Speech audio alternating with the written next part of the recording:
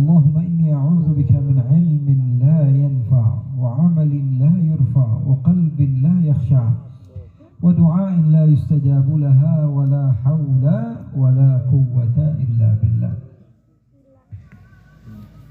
Alhamdulillah, apa kabar semuanya? Sehat? Sehat badannya, sehat? Sehat kantongnya, sehat? Alhamdulillah. Alhamdulillah. Kita bersyukur kepada Allah Subhanahu wa taala. Di malam yang penuh dengan keberkahan ini, Allah membuktikan bahwa Allah sayang kepada kita semua. Allah cinta kepada kita semua. Allah kasih kepada kita semua. Sudah barang tentu kita yang paling mengenal siapa diri kita. Kita yang paling tahu kekurangan kita. Kita yang paling tahu aib kita. Kita yang paling tahu keburukan kita. Kalau Allah tampakkan di hadapan manusia, tentu kita tidak akan pernah berani untuk hadir di hadapan manusia. Semua di antara kita. Tidak ada yang ma'asum kecuali Al-Habibul A'zam sallallahu alaihi wasallam. Maka salah seorang bertanya, "Man dzalladzi ma sa'a qad?" Siapa di dunia ini yang tidak pernah berbuat salah? "Wa man lahul husna faqad?" Dan siapa yang perbuatannya selalu kebaikan saja? Maka dia mendengar suara Muhammadil Hadi alladhi alaihi Jibrilu habab. Hanya Rasul sallallahu alaihi wasallam, Nabi pembawa kepada keberkahan yang tidak memiliki kesalahan sedikit pun. Oleh karena itu ikhwani, semua di antara kita faham siapa diri kita dan kita yang paling mengenal diri kita. Tapi Allah, bukti sayangnya Allah, bukti kasihnya Allah kepada kita, Allah masih memberikan kesempatan kepada kita untuk bisa hadir bersama-sama di tempat yang mulia. Lidah yang senantiasa kita gunakan untuk melakukan hal-hal yang tidak baik, berkata yang tidak baik, berkata dengan dusta. Tapi Allah masih mengizinkan kepada lidah tersebut untuk bisa memanggil nama Allah, masih bisa memuji kepada Nabi besar Muhammad sallallahu alaihi wasallam. Bayangkan di satu masa ketika Allah menghendaki lidah tersebut tidak mampu memanggil namanya, waliyatubillah. Karena banyaknya dusta yang kita utarakan, karena banyaknya kebohongan yang kita ucapkan, karena banyaknya sumpah serapah yang tidak jelas yang kita ucapkan.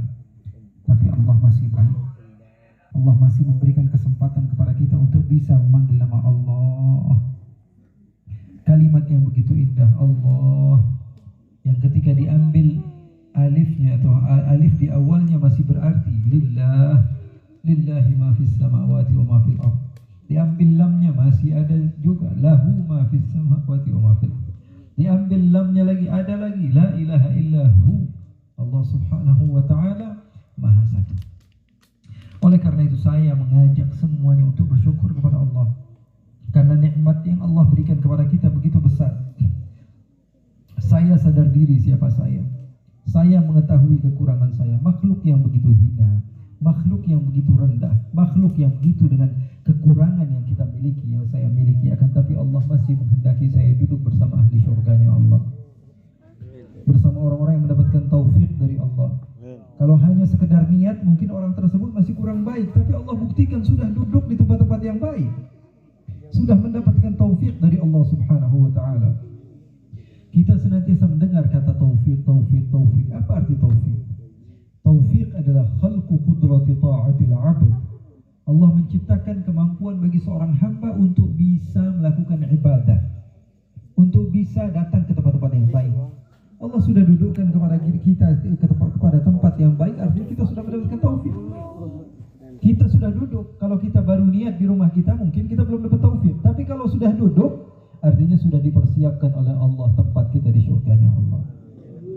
Keluar dari tempat ini, insya Allah dosa-dosa kita diampuni oleh Allah, derajat kita dinaikkan oleh Allah. Inilah hakikatnya Islam. Keindahan yang kita rasa dengan mahabbah kepada Nabi Muhammad SAW. Sebagian tidak mendapatkannya, al-dzauq, rasa. Ketika kita mahallul qiyam, merasakan nikmat menjadi orang Islam, mencintai kepada Rasul sallallahu alaihi wasallam. Bukan karena paksaan. Makanya saya katakan, kalau saya ceritakan kisah sedih Nabi Muhammad yang ditonton sampai ratusan ribu, jutaan, sampai beberapa puluh juta ditonton. Saya sering katakan kisah-kisah yang saya bawakan bukan mengajak umat untuk kasihan kepada Nabi, tidak. Cerita Nabi Muhammad baru lahir sudah yatim, kemudian usia 6 tahun piatu, kemudian usia 8 tahun kakeknya meninggal, kemudian Nabi Muhammad dilempari, menceritakan dengan sedih, semuanya menangis. Saya tidak mengajak orang-orang untuk kasihan kepada Nabi, itu bukan cinta namanya. Kalau ulama menceritakan sesuatu tentang Nabi dengan kesedihan, membawa orang lain untuk sama-sama sedih karena kasihan, demi Allah Nabi Muhammad tidak perlu kasihani kita. Nabi Muhammad tidak perlu. Nabi Muhammad tidak butuh. Nabi Muhammad insan yang paling mulia, yang paling agung di sisi Allah Subhanahu wa ta'ala. Kita yang harusnya dikasihani. Siapa kita? Kita adalah sepiteng berjalan. Tahu sepiteng? Tahu sepiteng? Iya. Kita ini tong sampah berjalan. Kalau kita berjalan bawa kresek isinya sampah, malu atau tidak? Malu. Kalau sampahnya kering kita malu. Kalau sampahnya basah kita bawa kemana-mana, malu atau tidak? Malu. Bau atau tidak? Kalau kita bawa kresek, bawa kantong isinya kotoran manusia kemana-mana, malu atau tidak? Di dalam perut kita isinya apa? Berarti kita sama seperti sepiteng. Apa bedanya kita seperti sepiteng? Hanya saja sepiteng diam, kalau kita sepiteng bisa berjalan. Manusia yang penuh dengan kotoran berbangga, wah saya paling glowing, padahal efek semua. Wah saya paling keren, padahal tipu daya semua. Manusia ini sepiteng berjalan. Sudah sepiteng berjalan sombong lagi. Betul atau tidak?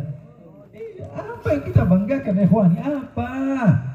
Sekaya-kayanya kamu, sehebat-hebatnya kamu, apa yang kamu banggakan?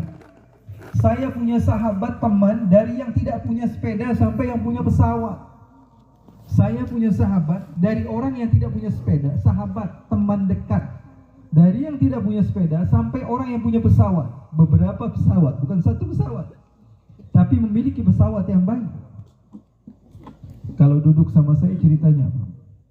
Yang tidak punya sepeda cerita, Habib doakan saya supaya punya sepeda. Kalau saya punya sepeda majelis salim enak, saya dekat kemana-mana. Yang sudah punya sepeda ngomongnya begitu, Habib doakan saya supaya punya motor, kreditan saya dipermudah biar saya bisa apa?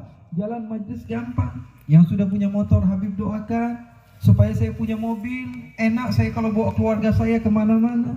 Yang sudah punya mobil, Habib doakan mobil saya nambah 1 supaya bisa jamaah ramai-ramai. Yang sudah punya mobil banyak juga, Habib doakan supaya bisnis saya lancar. Waduh, lagi corona ini semuanya serba susah. Yang punya mobil banyak ceritanya susah. Dari yang nggak punya sepeda sampai yang punya mobil banyak ceritanya susah.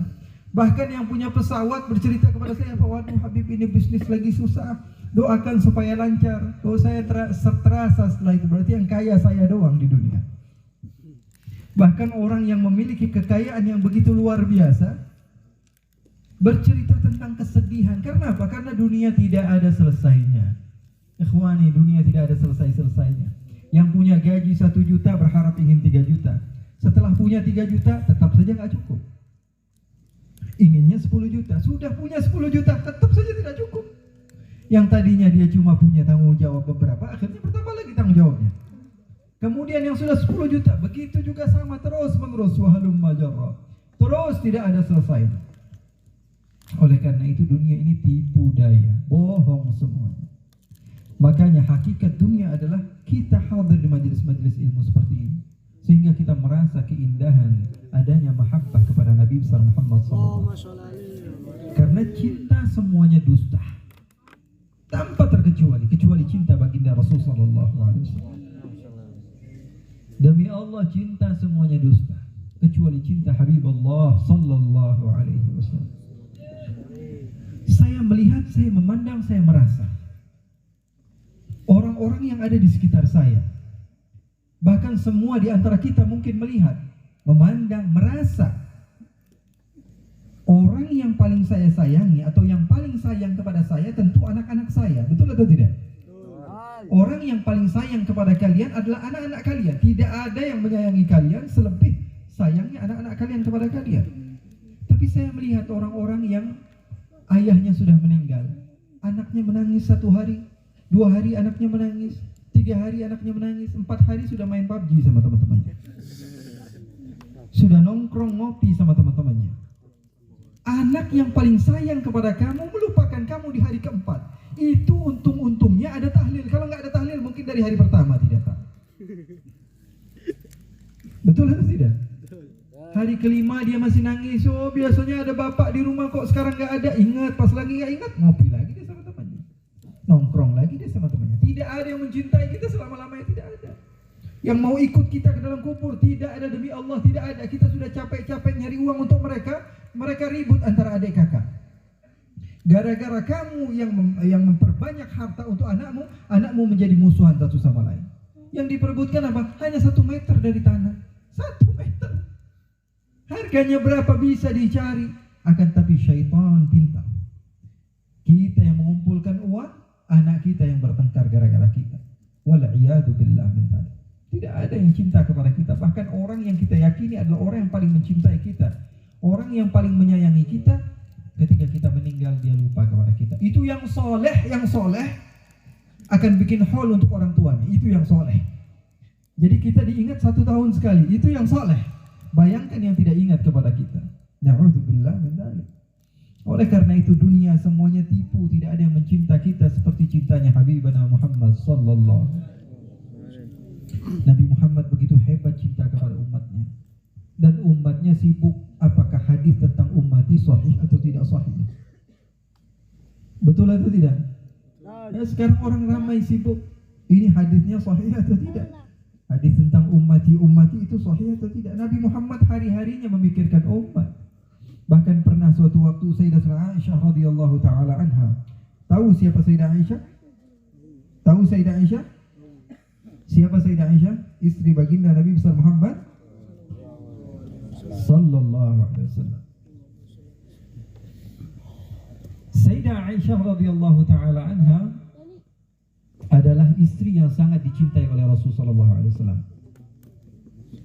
Bahkan ketika Rasul sallallahu alaihi wasallam ditanya, "Man ahabbun nasi ilaik?" Di dalam hadis yang sahih Nabi Muhammad sallallahu alaihi wasallam ditanya, "Siapa orang yang paling kau cintai wahai Rasul sallallahu alaihi wasallam?" Maka Rasul sallallahu alaihi wasallam menjawab, "Aisyah." Orang yang paling saya cintai adalah Aisyah. Maka sahabatnya berkata, "Wa minar rijali ya Rasulullah." Yang saya pertanyakan dari kaum laki-laki ya Rasulullah. Maka Rasulullah katakan, "Abuha." Ayah Aisyah, yaitu Sayyiduna Abu Bakar As-Siddiq radhiyallahu ta'ala anhu. Sayyidah Aisyah sangat dicintai oleh Rasul sallallahu alaihi wasallam. Pernah suatu hari Rasul sallallahu alaihi wasallam di rumah bersama Sayyidah Aisyah, disuruh oleh Rasul sallallahu alaihi wasallam untuk mengangkat tangannya. Maka Rasulullah katakan, "Wahai Aisyah, angkat tanganmu." "Kenapa ya Rasulullah?" "Saya mau mendoakanmu." Kira-kira kalau Rasulullah yang mendoakan kita, diijabah sama Allah atau tidak? Dikabulkan sama Allah atau tidak? Kalau yang doakan Nabi Muhammad kira-kira dikabulkan sama Allah atau tidak? Allah katakan dalam Al-Quran, "Wala sawfa yu'tika rabbuka tarda." Waw taukid, lam taukid. Yu'tika fi'il mudhari' yang berartikan terus menerus, berartikan taukid. Kaf harful khitab berartikan taukid juga. Fatarda, Rasul sallallahu alaihi wasallam kata Allah Subhanahu wa taala, seakan-akan Allah mengatakan kepada Nabi, "Wahai Muhammad, apapun yang kau minta, yang terpenting adalah engkau ridha. Yang terpenting engkau senang, yang terpenting engkau suka." Jadi apapun yang diminta oleh Rasul sallallahu alaihi wasallam diberikan oleh Allah. Bahkan Nabi Muhammad belum minta, Allah sudah berikan. Nabi Muhammad ketika itu malu untuk meminta kepada Allah. Lalu Nabi Muhammad SAW mengangkat kepalanya ke langit ketika menginginkan untuk dijadikan kiblat menuju kepada Ka'bah. Karena ketika Rasulullah SAW berada di kota Madinah, kiblat menuju kepada Baitul Maqdis, ke Palestina. Jadi orang sholat ngadepnya ke Baitul Maqdis, berarti membelakangi Ka'bah. Nabi Muhammad SAW berharap kepada Allah, "Ya Allah, pindahin aja kiblatnya." Kenapa? Karena orang Yahudi dari belakang ini komen terus. Orang Yahudi bilangnya apa? "Ini Muhammad bagaimana? Enggak sama agamanya sama kita, tapi kok kiblatnya nyamain kita." Ya, orang kalau benci bikin alasan, difitnah, segala sesuatu disebut. Ya, Nabi Muhammad saja enggak bebas dari fitnah, apalagi kita. Ya, kita yang wajah kita masih berantakan ini. Ya, Nabi Muhammad SAW saya tidak terlepas dari fitnah. Ini ada sebagian orang bilang, "Habib, kok saya difitnah terus? Padahal saya sudah berusaha untuk menjadi orang yang baik. Saya sudah berusaha untuk tidak punya musuh, tapi kok saya difitnah, saya dicaci, saya dihina. Nabi Muhammad emang enggak menjaga akhlaknya. Nabi Muhammad SAW memang tidak punya akhlak. Nabi Muhammad adalah orang yang Allah Subhanahu wa taala utus untuk menyempurnakan akhlak. Tapi difitnah atau tidak? Difitnah atau tidak? Saya nggak pernah buat orang lain jadi kesal kepada saya, tapi kok saya difitnah? Jangankan kamu, pencipta kamu saja difitnah punya anak. Pencipta kepada kamu difitnah punya anak, terus kamu tidak mau difitnah, siapa kamu? Siapa kita manusia? Allah pencipta kita difitnah punya anak. Apalagi saya dan kalian.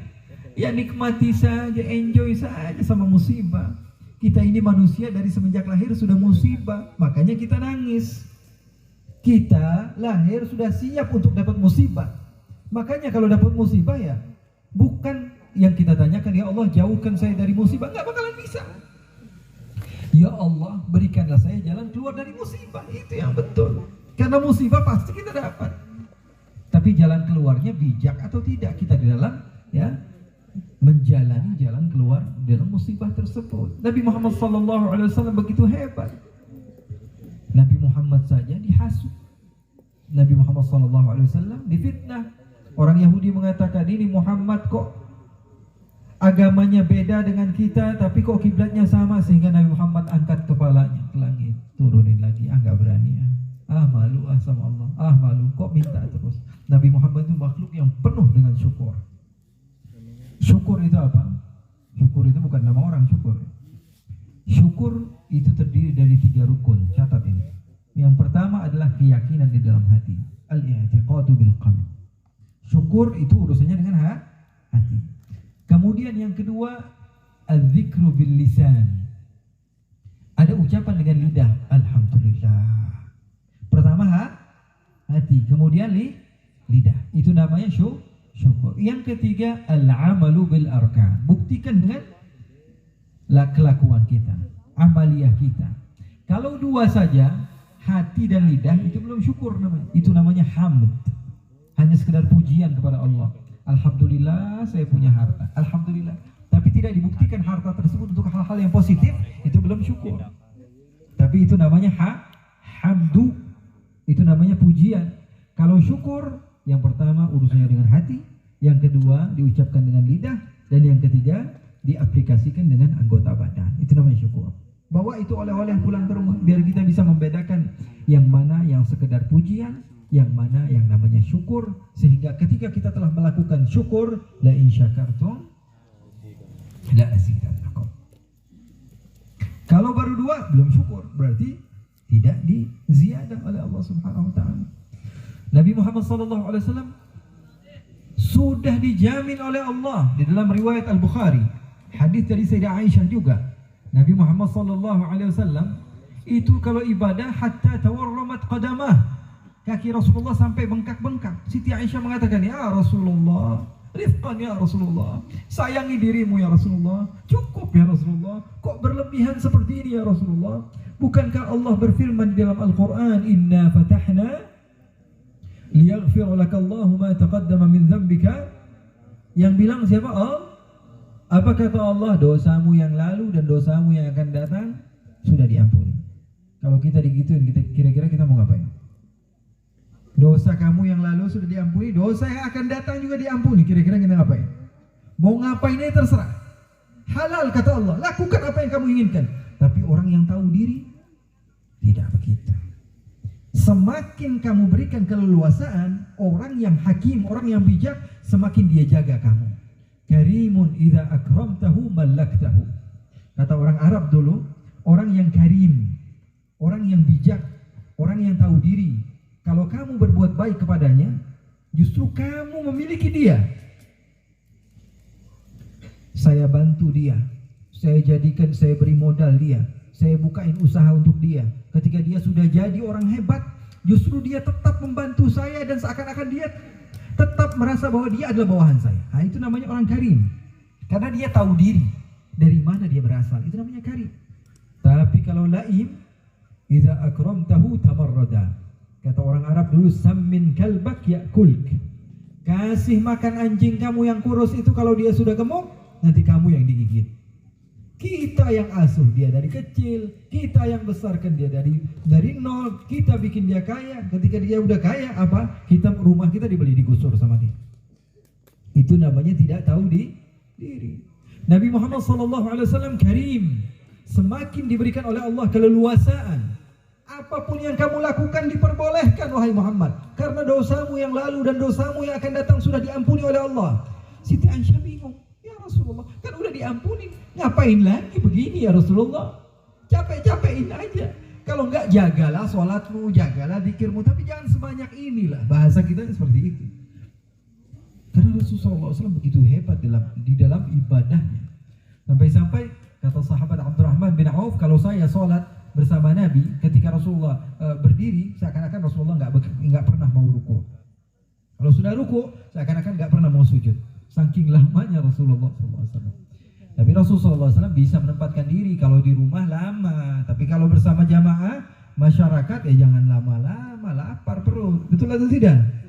Ya, kalau sama jamaah tidak. Rasulullah SAW bahkan riwayat Sayyidina Anas bin Malik, kata Anas bin Malik, saya tidak pernah melihat orang yang sholatnya secepat Rasulullah.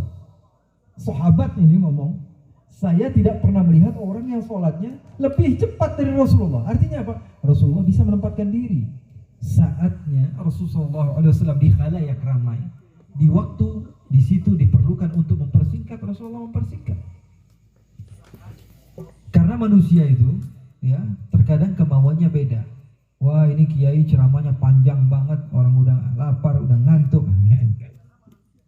Kalau kiai ceramahnya pendek, wah ini kiai bentaran banget, jauh-jauh datang kok saya pengen dengar, kok dia udahi aja. Nah, ini manusia begitu tuh, ya. Jadi nggak bakalan pernah kita mendapatkan kepuasan dari manusia. Ridwan nas ghayah la tudrak. Ya, pengen semua orang senang kepada kita, itu adalah capaian atau puncak yang tidak akan pernah digapai oleh siapapun. Tidak akan pernah. Siapapun kamu, dimanapun kamu tinggal, semua orang senang sama kamu, itu adalah puncak yang tidak akan pernah digapai. Karena setiap orang memiliki apa? Kesukaan yang berbeda-beda. Satu suka warna hijau, satu suka warna merah, satu suka warna biru, satu dipaksakan untuk suka kepada warna lain, nggak bisa. Emang sudah watak, sudah dari sananya nggak bisa. Tapi bisa digabungkan satu sama lain. Nabi Muhammad tahu diri.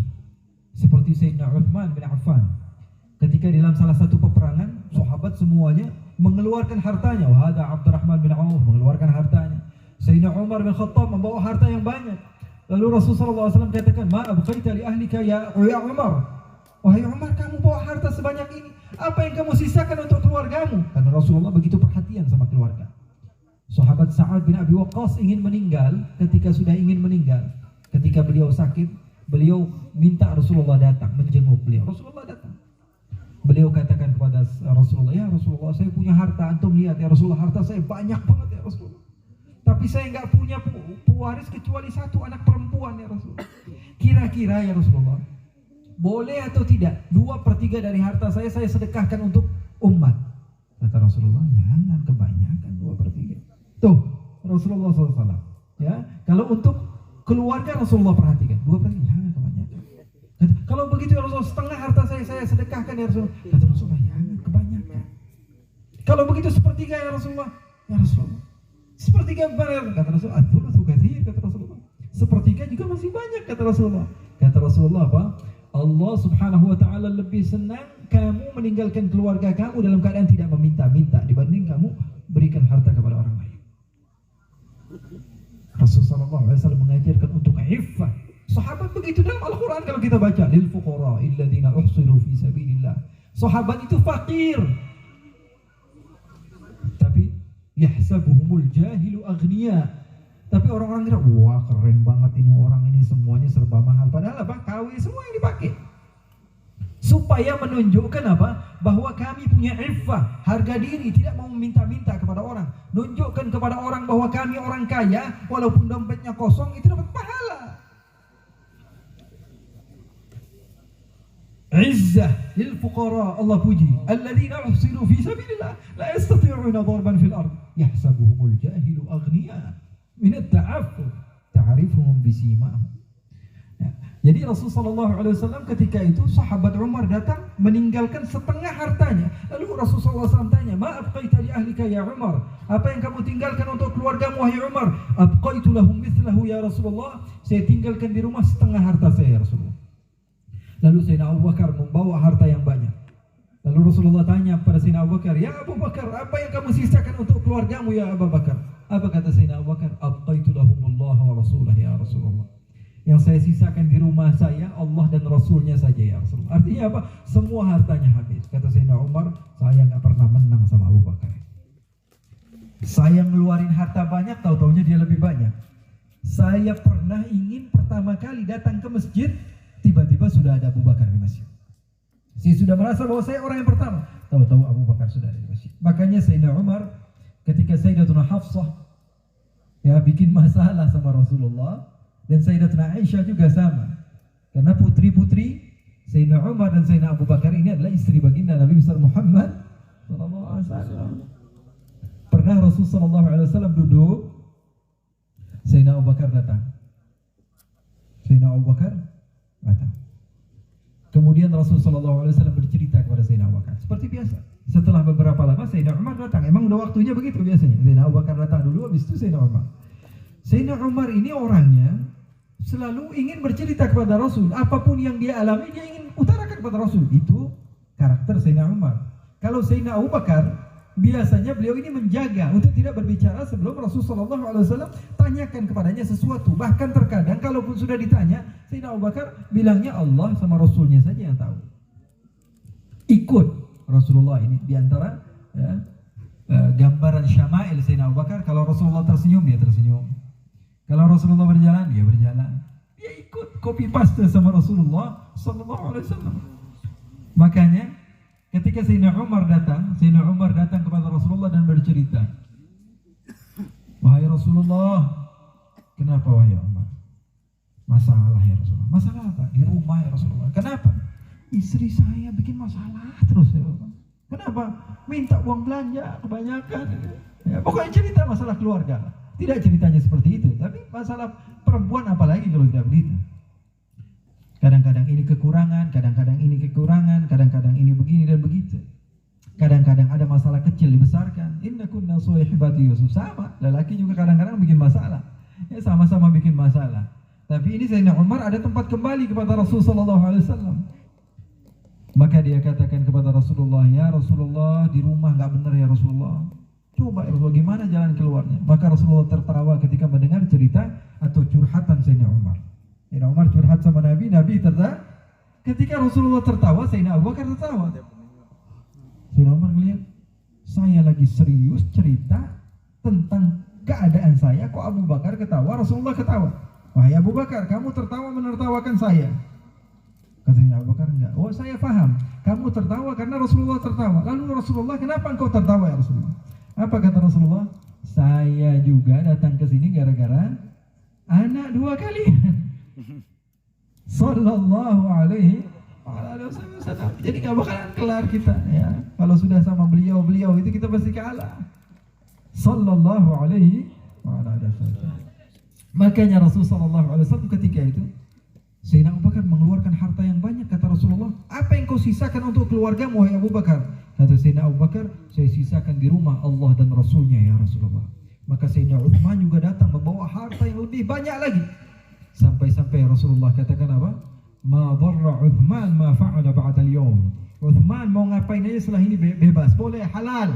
Apa saja yang kau mau lakukan wahai Uthman terserah. "Ma dharra Uthman ma fa'ala ba'da al-yawm."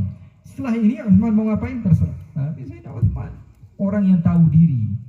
Ketika diberikan hak untuk melakukan apapun, dia tetap menjaga perintah Allah dan menjauhi larangan Allah. Seperti yang beliau contoh Nabi besar Muhammad.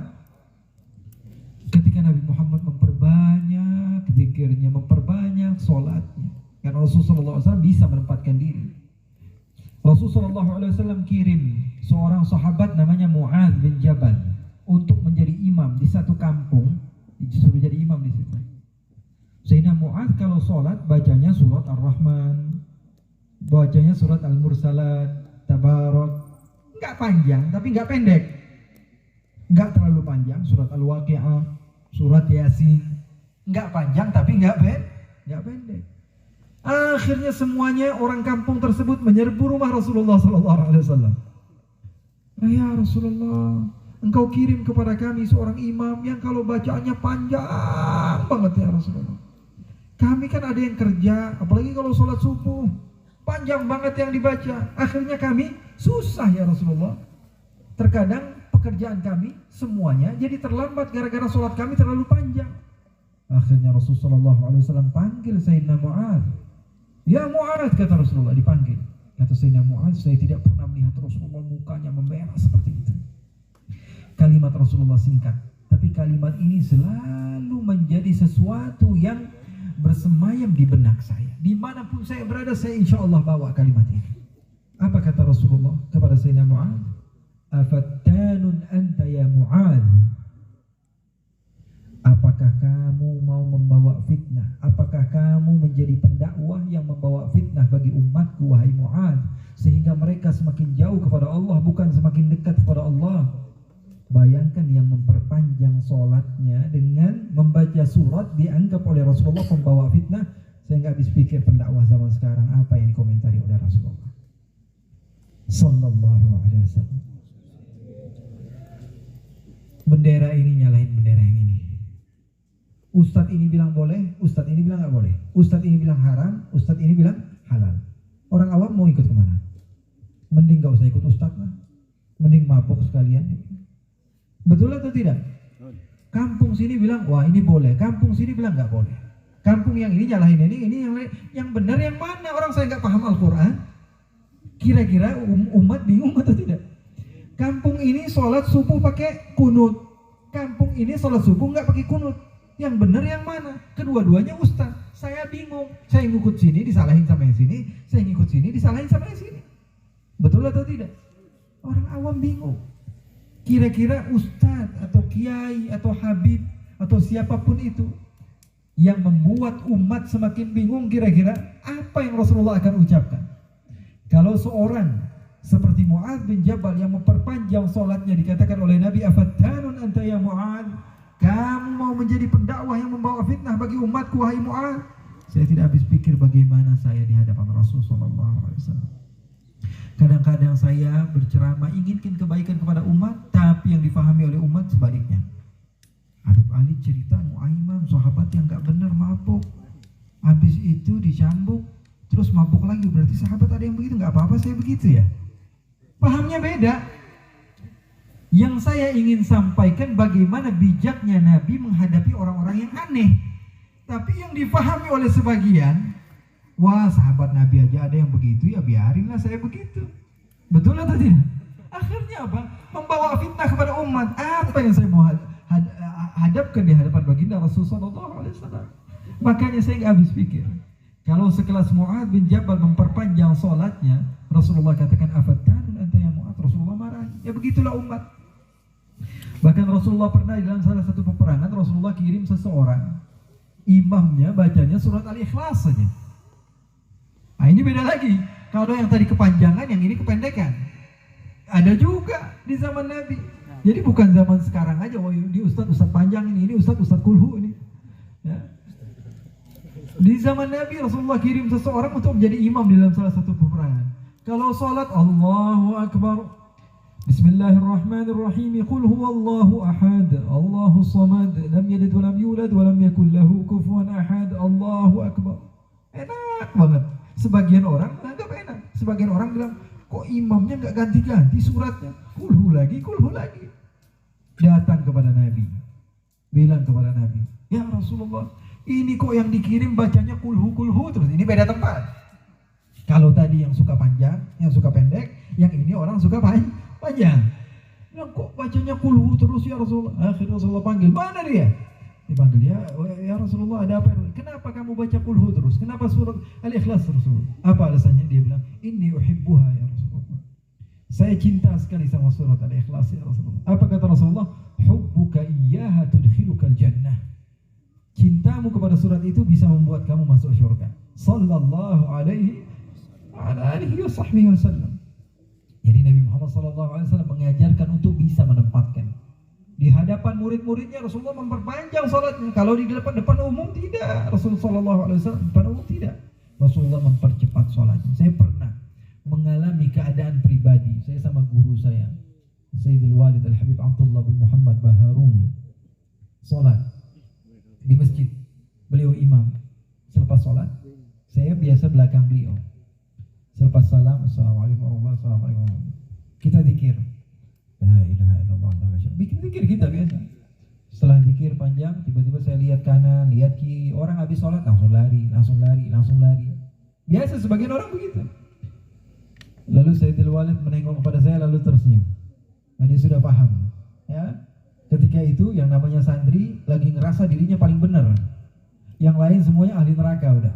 Ya, tidak sesuai dengan apa yang kita pelajari. Wah, ini nggak benar, yang ini nggak benar, yang ini nggak benar. Ya begitu. Makanya Sayyidul Imam Muhammad bin Ali al-Maliki mengatakan, "Idza tamma aqlul mar'i qalla inkaruhu."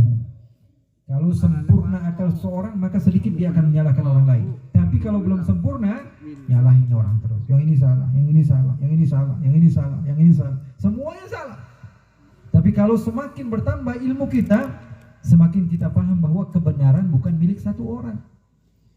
5 tambah 5 berapa? 4 tambah 6 berapa? 7 tambah 3 berapa? 2 tambah 8 berapa? 9 tambah 1 berapa? Semuanya benar atau salah? Mana yang paling benar?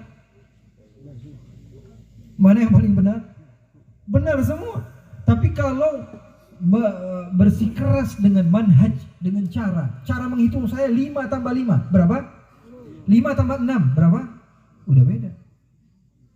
Tapi kalau lihat kepada hasil, kepada hadaf, yang saya inginkan ini hasil 10. Dari mana caranya supaya bisa hasil 10? 9 tambah 1 betul, 8 tambah 2 betul, 7 tambah 3 betul, semuanya bisa betul. Yang sholat pakai kunut betul, yang sholat nggak pakai kunut betul, yang salah udah nggak sholat ngomenin orang. Betul atau tidak? Komen aja, oh ini masjid nggak benar, oh ini masjid nggak maulidan, mending apa? Kontrakin aja masjidnya. Tidak, ikhwani, kita ini umumnya di sini mungkin warga Nahdliyin. Kita ini asas ad-din al-hujjah. Asal usul agama itu adanya hujjah, dalil. Jadi jangan dikira kita ini ngelakuin ini wah tidak sesuai dengan Al-Qur'an dan Sunnah. Sesuai. Jadi kalau ada orang yang tidak mau maulid, jangan dikatakan wah kamu keluar dari kampung saya, kamu tidak sejalan dengan saya. Saya maulid memang dari sudah semenjak zaman dahulu saya sudah diajarkan orang. Jangan. Biarkan guru kita yang menjelaskan. Karena maulid ini tidak keluar dari Al-Quran, tidak keluar dari Sunnah. Jangan pernah takut. Ulama kita banyak, mereka yang paham kepada Quran dan Sunnah sesuai dengan Al-Quran dan Sunnah. Kalau ada sebagian orang mengatakan, wah kenapa kami mengikuti Al-Quran Sunnah, kenapa kalian tidak ikut Al-Quran Sunnah? Katakan kami tidak ikut pemahaman kalian dengan Al-Quran dan Sunnah, tapi ikut kepada pemahaman ulama kami dengan Al-Quran dan Sunnah. Dulu ada seorang nenek-nenek tua, dia memiliki kasus. Lalu seorang qadhi mengatakan, kamu mau ikut mana? Ikut Quran Sunnah atau ikut madhab Syafi'i? Saya akan bahas urusan kamu. Saya paham madhab Syafi'i, saya paham Quran Sunnah. Apa kata nenek ini? Saya ikut madhab Syafi'i. Kok kamu gak mau ikut Quran Sunnah? Apa katanya? Saya lebih aman ikut pendapat Syafi'i tentang Al-Quran dan Sunnah daripada pendapat kamu atau pemahaman kamu tentang Al-Quran dan Sunnah. Lebih aman mana? Lebih aman Imam Syafi'i yang berguru kepada Imam Maliki, yang berguru kepada Az-Zuhri, yang berguru kepada Urwah bin Zubair, yang berguru kepada Sayyidatuna Aisyah, yang berguru kepada Nabi besar Muhammad SAW. Makanya semakin banyak ilmu seseorang, semakin sedikit dia menyalahkan orang lain. Makanya banyak-banyak piknik. Piknik di dalam membaca, piknik di dalam melihat thaqafah orang-orang yang ada di sekitar kita. Dulu saya belajar mondok di Indonesia 10 tahun. Mondok di Indonesia 10 tahun. Kemudian saya ke Yaman 4 tahun. Kemudian balik lagi mondok ke Indonesia 3 tahun. Baru setelah itu selesai keluar. Saya sudah mondok 10 tahun, sudah belajar, sudah ngajar ke Yaman, ke Hadramaut. Di kuliah, saya belajar sama guru. Beliau keluaran dari Basrah. Biasanya dalam ilmu nahwu itu, kita lihat, ikhtalafal basriyun wal kufiyun. Berbeda pendapat antara orang Basrah dengan orang Kufah. Nah ini langsung orang Basrah. Beliau ketika mengajar saya, beliau bilang apa? Inna wa akhwataha. Sesungguhnya inna wa akhwataha tansibul isma wal khabara ma'an. Dia bisa menasabkan isim dan menasabkan khabar. Saya dari semenjak kecil belajar dari apa? Rumiyah, beda. Belajar mutammimah, beda. Belajar Imriti, semuanya mengatakan tansibul isma wa tarfa'ul khabar.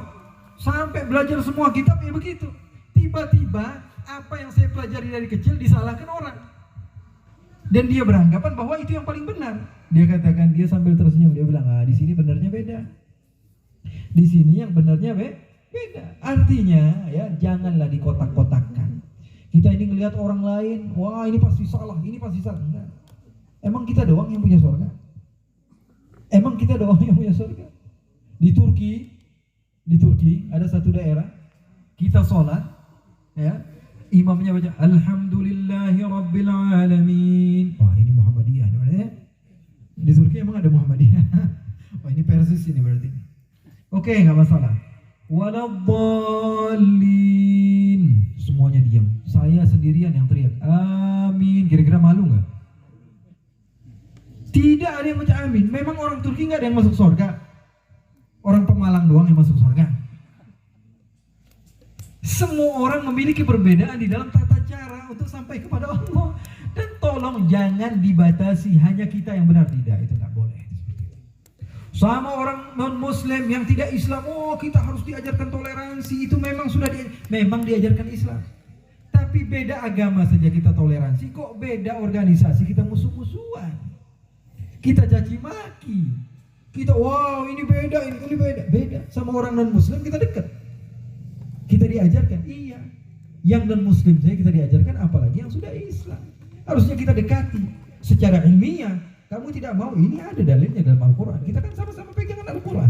Ini ada dalilnya dalam sunnah. Kita kan sama-sama pegang sunnah Nabi besar Muhammad Sallallahu Alaihi Wasallam. Makanya terakhir, ya, saya ingin pesankan bahwa majlis-majlis seperti ini adalah pegangan kita untuk bisa sampai kepada Allah. Karena nggak ada lagi udah.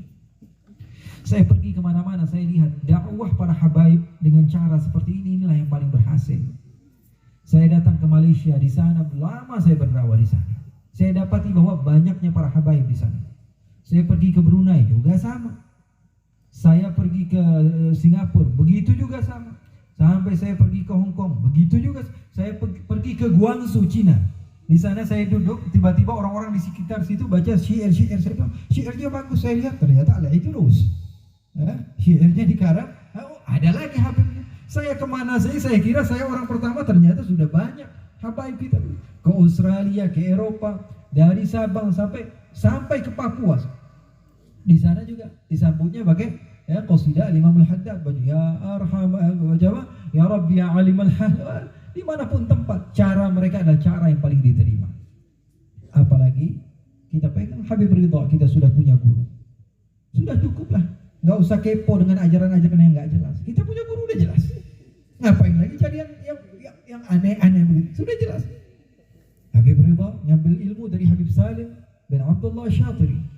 Habib Salim ngambil ilmu daripada Al-Habib Abdullah Syatiri. Kalau dari jalur gurunya yang di Makkah, Al-Habib Alawi Al-Maliki. Dari gurunya siapa? Sayyid Abbas Al-Maliki. Dari gurunya siapa? Syekh Bakri Syata. Guru Yai Hashim Ash'ari. Sama. Satu manhaj, satu masyrab. Pengarang I'anatul Talibin. Langsung dekat. Habib Ridha, Habib Salim, Habib Alwi, Habib Abbas, Sayyid Bakri Syata. Sayyid Bakri Syata dari Sayyid Ahmad Zaini Dahlan. Guru kepada para ulama Nusantara. Ya. Kalau ikut dari Hadramaut, Habib Abdullah bin Umar Asy'ari. Gurunya Al-Habib Ali Al-Habsyi yang kita baca maulidnya. Kalau orang baca maulidnya tanpa sanad, kalau kita Habib Ridha, Habib Salim, Habib Abdullah bin Umar, Habib Ali Al-Habsyi. Gampang banget. Jadi Habib Ali Al-Habsyi membaca di depan muridnya membaca di depan muridnya lagi membaca di depan, dan seterusnya sampai kita.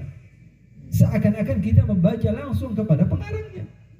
Al-Habib Ali Al-Habsyi mengambil ilmu dari Al-Habib Abu Bakar bin Abdullah bin Talib Al-Attas, dari gurunya Al-Habib Ahmad bin Umar bin Sumay, Al-Habib Hasan bin Saleh Al-Bahar, dari gurunya Al-Habib Ahmad bin Umar bin Sumay, dari gurunya Al-Habib Ahmad bin Zain Al-Habsyi. Orang alim luar biasa. Ya. Al-Habib Ahmad bin Zain al-Habsyi, gurunya Al-Habib Abdullah bin Alawi al-Haddad. Habib Abdullah bin Alawi al-Haddad, gurunya Habib Umar bin Abdul Rahman al-Attas. Gurunya lagi Al-Habib Husain bin Syekh Abu Bakar bin Salim, gurunya lagi Syekh Abu Bakar bin Salim, gurunya lagi Syekh Ma'ruf Bajamah, gurunya. Kalau saya teruskan sampai kepada Nabi besar Muhammad sallallahu alaihi wasallam. Bersanad, enak. Udah jelas. Mereka para habaib itu gak ikut Quran. Jangankan Quran, fashionnya aja kami diajarin. Cara pakai baju diajarin. Jangan ngomong Quran. Quran turun di rumah kakek kami. Bagaimana kami tidak berpegang teguh kepada Al-Quran? Jangankan Al-Quran, cara pakai baju kami diajarkan. Ini milik seorang alim. Dipegang, dijaga sampai sekarang. Dari beberapa keturunan. Bahkan pakaian gitu, fashion kita jaga. Punya ulama kita. Apalagi ilmunya. Ya, jadi udahlah jangan kepo dengan ajaran-ajaran ini. Udah ini safinatun Nuh. Faman rakibaha naja wa man takhallafa anha ghariqa. Ini seperti bahtera Nabi Nuh. Orang yang tidak mau ikut tenggelam. Orang yang mau ikut insya Allah selamat. Di dalam dua hadis yang saya pahami wallahu a'lam. Rasulullah SAW menyerupakan keluarga Nabi dengan apa? Bahtera Nabi Nuh. Apa kata Nabi? Mathalu ahli baiti kamathali safinati Nuhin faman rakibaha naja wa man takhallafa anha ghariqa.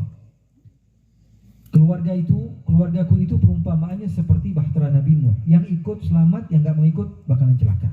Dan di dalam hadis lain Rasulullah SAW katakan ashabi kan nujum. Sahabatku itu seperti bintang-bintang di langit. Dengan siapapun bayyihim muqtadaitum ihtadaitum. Dengan siapapun yang kalian ikuti dari mereka, kalian akan selamat. Kalau sekarang orang zaman dahulu, kalau mereka berada di laut, mereka kalau misalnya tanpa kapal bisa nggak mereka menyeberang? Nggak bisa. Oke, kalau mereka sudah berada di atas kapal, mereka memiliki kendaraan, tapi nggak ada bintang, bisa tahu nggak kemana mau perginya? Artinya apa?